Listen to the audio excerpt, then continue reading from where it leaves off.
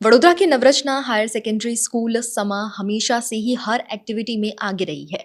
उनकी हमेशा कोशिश रही है कि उनके बच्चे जितना ज़्यादा हो सके उतनी स्किल्स को डेवलप कर सके और उनमें जितने भी टैलेंट हैं उन टैलेंट को वो बहुत बेहतरीन तरीके से निखार सके। ये स्कूल ना सिर्फ स्टडीज पर ध्यान देती है बल्कि स्टडीज के साथ साथ जो दूसरी एक्टिविटीज होती हैं, दूसरी स्किल्स होती हैं, उन्हें भी निखारने का काम बखूबी करती है। इसी के चलते नवरचना हायर सेकेंडरी स्कूल समा में एनुअल कॉन्सर्ट का आयोजन किया गया, जिसमें चीफ गेस्ट के तौर पर स्वप्ना वाघमारे जोशी जी को बुलाया गया। स्वप्ना वाघमारे जोशी जो कि जानी मानी लेखिका हैं, जानी मानी डायरेक्टर हैं और इस वक्त हम उनके साथ में मौजूद हैं। हम उनसे भी बातचीत करेंगे कि उनका जो एक्सपीरियंस रहा है नवरचना के बच्चों के साथ में और साथ ही साथ उनकी जो जर्नी रही है उसके बारे में भी कुछ बातें जानेंगे। तो सबसे पहले मैं स्वागत करती हूँ सपना जी आपका हमारे साथ में वीएनएम टीवी पर जुड़ने के लिए। अ, आप राइटर हैं, डायरेक्टर हैं, तो सबसे पहला सवाल वहीं से शुरू कर देंगे कि ये जो जर्नी रही है राइटर और डायरेक्टर की, हर फील्ड अपने आप में चैलेंजिंग भरा रहता है, बहुत सारे चैलेंजेस उसमें आते हैं, लेकिन राइटिंग और डायरेक्टर दोनों में से कौन सा ऐसा करियर रहा है जो ज़्यादा थोड़ा डिफिकल्ट रहा है आपके लिए? मेरे ख्याल से राइटिंग डिफ़िकल्ट है। ओरिजिनल स्टोरीज लिखना डिफ़िकल्ट है। इतना सारा लिखा गया है हमारे लिटरेचर में कि हमें कभी-कभी लगता है कि अरे क्या थॉट आया है, हाँ, मगर वो थॉट तो पहले ही लिखा जा चुका है। राइट। सो कुछ नया क्रिएट करना ये सबसे डिफ़िकल्ट है। और डायरेक्टर जो है वो राइटर का ही लिखा हुआ आगे ले जाता है। जितना राइटर अच्छा उतना ही डायरेक्टर अच्छा बन सकता है। तो मेरे ख्याल से जो फाउंडेशन है, हालांकि मुझे ज़्यादा एज ए डायरेक्टर जाना जाता है क्योंकि वो मैंने थोड़ा आसान रास्ता पकड़ लिया है, बट जो फाउंडेशन है दैट इज़ द राइटिंग। तो मेरे लिए मुझे ऐसा लगता है कि writing is a little difficult. Right.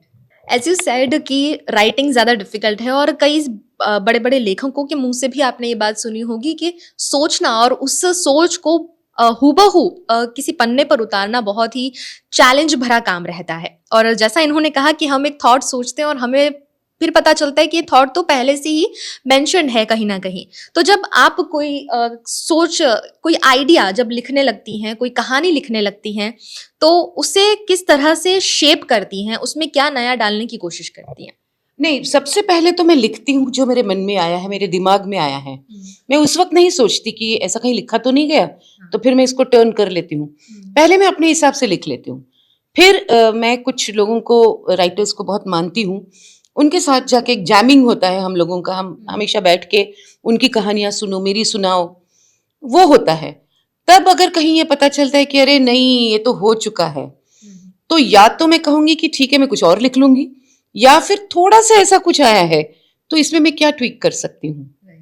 और वो ट्वीकिंग सिर्फ करने के लिए नहीं, वो ऑर्गेनिकली बैठ रहा है क्या उसमें। अगर नहीं बैठ रहा है तो आपको वो साइड में रख देना चाहिए, कुछ नया लिखना चाहिए। सो मेरा प्रोसेस ये है।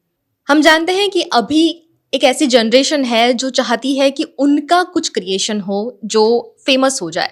बहुत आसान हो गया है अभी कंटेंट क्रिएटर बनना, लेकिन कुछ नया लेकर आना बहुत मुश्किल हो गया है। और अब जब भी कोई सोचता है कि मुझे अपना प्रोफेशन किस चीज़ में आगे बढ़ाना है, तो ज़्यादातर कंटेंट क्रिएशन या अपना कुछ अपनी कहानी लोगों के सामने बताना, ये हर किसी के जहन में आता है। लेकिन अपनी कहानी लोगों तक पहुंचाना बहुत मुश्किल होता है। और हम जानते हैं कि आप में से कई लोग ये चाहते हैं कि हम अगर अपना कुछ बनाएं तो किस तरह से बनाएं, उसके टिप्स हम आए दिन यूट्यूब पे और हर जगह पर ढूंढते रहते हैं। तो हमारे साथ में इस वक्त स्वप्ना जी हैं, तो उन्हीं से हम जान लेंगे कि वो क्या टिप्स देना चाहेंगी हमारे दर्शकों को, स्पेशली राइटिंग के रिगार्डिंग और जो डायरेक्शन में भी आगे बढ़ना चाहते हैं उनके रिगार्डिंग भी। सबसे पहले मैं कहूँगी कि किसी भी फील्ड में, किसी भी कला में सबसे ज़्यादा ज़रूरी है वो ऑनेस्टी। आप अपने आप के साथ ऑनेस्ट रहो। आप सोचो, जैसे फॉर एग्जाम्पल कहानी है, अगर मुझे कोई कहानी बहुत अच्छी लगी तो वो सिर्फ मेरे लिए है तो मैं अपने दिमाग में लेके खुश हो जाऊंगी, मगर क्या मेरे अंदर से आवाज़ आ रही है कि ये कहानी मुझे पहुंचानी है, बहुत सारे लोगों तक पहुंचानी है, तो फिर मेरी ये जिम्मेदारी बनती है कि उसे जिस तरह से आसानी से पहुंचा सकूं उस तरह से मैं लिखूं। अब आजकल कहानियां पहुंचाने के बहुत मीडियम्स हैं। टिकटॉक से लेके शुरू हुआ है, रील्स हैं, छोटी छोटी शॉर्ट फिल्म्स हैं, प्लेज है, प्लेज तो पहले से थे और रहेंगे। उसके बाद फिल्म्स है, वेब शोज है, टेलीविजन है, यूट्यूब पे अपना अपना कुछ छोटा छोटा बड़े छोटे बड़े सब हर तरह के पॉडकास्ट्स हैं, सब है। सो बहुत सारे तरीके से ये कर सकते हैं। सिर्फ मुझे लगता है एक अंदर से एक खींच बोलते हैं ना, एक पुल होना चाहिए कि मुझे ये कहानी बतानी है। फिर मैं अपनी पूरी ताकत मतलब नॉट फिजिकल ताकत बट पूरी जो भी क्रिएटिव ताकत है वो लगा के किस तरह ज़्यादा से ज़्यादा लोगों तक वो पहुंचा पाऊँ, वो मेरा कर्तव्य है कि मुझे पहुंचाना है, जिससे या तो नॉलेज मिले या तो एंटरटेनमेंट मिले। तो ये दोनों एकदम ऑनेस्टी से अगर आप करो तो as a director also, as a writer also, I think ये पहुंचा सकते हो आप। अब आखिर में मैं ये जानना चाहूँगी कि आप आज चीफ गेस्ट के तौर पर नवरचना में आए हैं, स्टूडेंट्स के साथ में आपका इंटरेक्शन हुआ है, तो सबसे पहले क्या कहना चाहेंगे यहाँ पर आकर आपके अनुभव के बारे में और साथ ही साथ जो स्टूडेंट्स के साथ में इंटरेक्शन रहा है उसके बारे में? सबसे पहले एकदम दिल से सच्ची बात कहूँ, मैंने बहुत जेलस हूँ ये सारे स्टूडेंट्स पे। जिस तरह से उनको एनकरेजमेंट मिल रही है, जिस तरह से उनको ये प्लेटफॉर्म मिल रहा है, जिस तरह से उन्हें सपोर्ट मिल रहा है, मुझे नहीं लगता ज़्यादा जगह पे ये सब पॉसिबल है। तो मैंने तो प्रिंसिपल मैम से रिक्वेस्ट भी की है कि मुझे फिर एडमिशन दे दो यहाँ पे।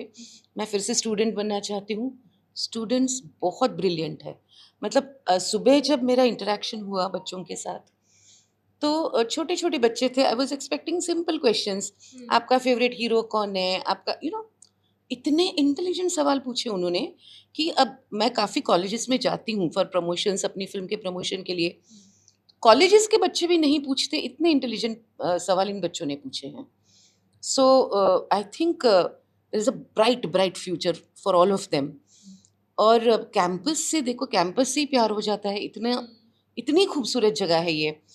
तो मतलब आज मेरे पिताजी ज़िंदा होते तो शायद थोड़ा-सा झगड़ा हो जाता कि मुझे यहाँ क्यों नहीं आपने पढ़ाया। इवनिंग परफॉर्मेंस में बोलूँ तो it was a magnum opus. मतलब शब्द नहीं है मेरे पास। इतनी छोटी उम्र में कोई इतना सारा कर रहा है। और सबसे मज़े की बात बताऊँ, ये सब कुछ इंटरनली हुआ है। डायरेक्शन बोलो, कोरियोग्राफी बोलो, art. Art is a huge makeup, costumes and art is a huge thing in such place. Everything is done under one roof. मतलब ये हमने कभी नहीं देखा, ना हमने कभी किया है। तो मैं सच ही कह रही हूँ कि मुझे थोड़ी जलन सी हो गई है बच्चों से। बट बहुत अच्छा लगा कि जो हमारे वक्त पे इस फील्ड में आना ही एक स्ट्रगल थी। तो यहाँ पे पेरेंट्स भी मैं देख रही हूँ इतना सपोर्ट कर रहे हैं, और टीचर्स भी। ये नहीं कि सिर्फ आपको अच्छे मैथ साइंस में अच्छे मार्क आए तो ही आप अच्छे स्टूडेंट हो। यहाँ पे कमर्शियल आर्टिस्ट बनने के लिए भी एक पूरा सब्जेक्ट है। So that is fabulous. और आई विश कि ऐसी स्कूल्स और बहुत सारी आएँ और कला को वो रिस्पेक्ट मिले और वो प्रोत्साहन मिले जो यहाँ मिल रहा है। वडोदरा कला नगरी के नाम से जाना जाता है और वडोदरा में कला को बहुत सराहा जाता है। उसमें नवरचना स्कूल का नाम जब भी आता है तो नवरचना स्कूल भी हमेशा से ही कला को बढ़ावा देती आई है, बच्चों के स्किल्स को बढ़ावा देती आई है और उसका बहुत ही बेहतरीन उदाहरण आज आपने देख लिया। हम भी चाहेंगे कि इसी तरह आप भी अपने बच्चों को प्रोत्साहित करें, आगे बढ़ने दें कि वो उनकी जिस चीज़ में रुचि है वो उस क्षेत्र में, उस प्रोफेशन में आगे बढ़े। और इसी तरह शहर की खबरें, राज्य की खबरें हम आप तक पहुंचाते आते हैं वीएनएम टीवी के जरिए। तो देखते रहिए वीएनएम टीवी।